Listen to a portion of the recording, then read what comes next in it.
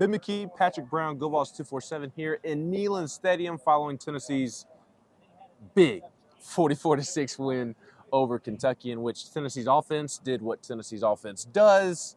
Kentucky's offense did not look good, and neither did Will Levis. Tennessee, their defense had a lot to do with that, though. Yes, let's give this defense credit.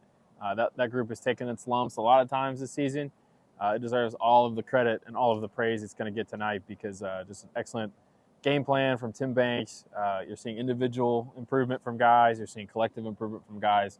And it came out into what is probably their best performance of the season. I know Kentucky's not a great offense, but, man, you know Will Levis is a top 10 pick probably, they say.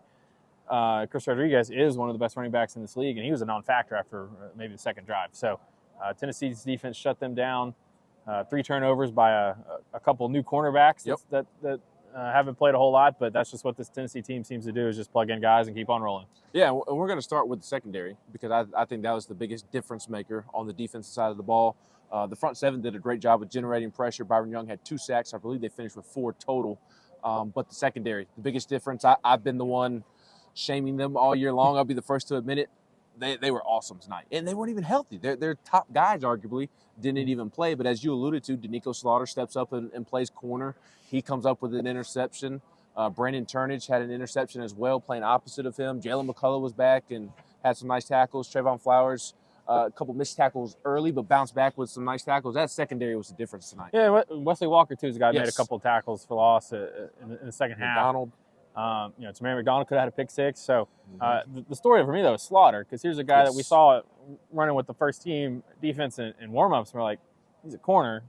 This is a guy that started his career at started his first game at Star, played safety when Jalen McCullough was down the last 2 games. And then he slides out to corner. He had worked there some in the spring, and obviously worked him there this week. Coaches have talked about how versatile he is.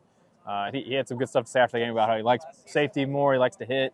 But he delivered a pretty big hit tonight for a really important turnover there in the second quarter that Juwan Mitchell picked off the deflection. And yeah, that's a sign of great coaching and a lot of player belief when you just plug in new guys. You don't have some guys out. You're down to your top 3 cornerbacks. Kamal Hadd and Christian Charles don't play. Just plug guys in and keep on going and get big performances like they got tonight from some of those guys. Yeah, and then offensively, they scored 44 points. I would say that just kind of to the naked eye and watching it live, it kind of felt like Tennessee left some plays out on the field and maybe wasn't as crisp as they could be, but they still played well. Hendon Hooker was really good. Jalen Hyatt continues to do his thing. They ran the ball really well. Just a nice, solid day at the office for the offense. Yeah, Josh Heupel didn't sound very excited about it. He said after they didn't turn some turnovers into points, didn't finish some drives there in the red zone, missed kicks, and so.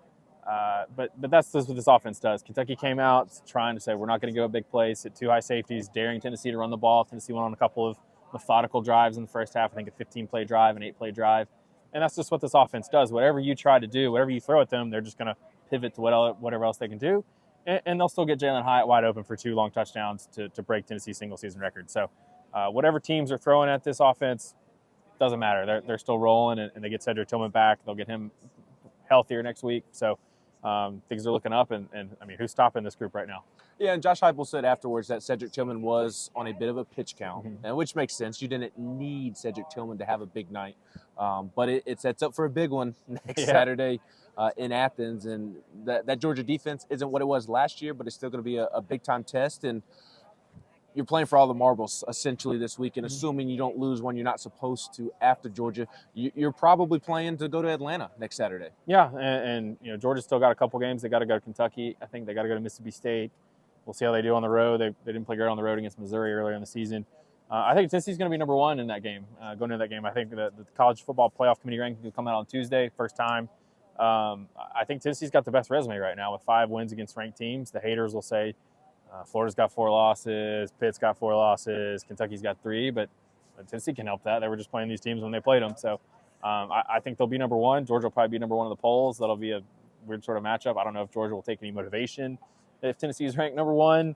Maybe not. I don't think Tennessee will care because they don't really care about that kind of stuff. So it's going to be a great game, and obviously there's going to be a lot on the line. But if you're Tennessee, I think you're the underdog in that game, and you get a free shot. I don't think many people maybe expect you to win, but you get to go in there and give it a go and see what happens. Yep, it'll be a fun one, and we've got plenty of coverage up of Tennessee's big win over Kentucky at Go Vols 247 right now. We'll get you ready all week for Tennessee, Georgia next Saturday in Athens. He's Patrick Brown. I'm Ben McKee.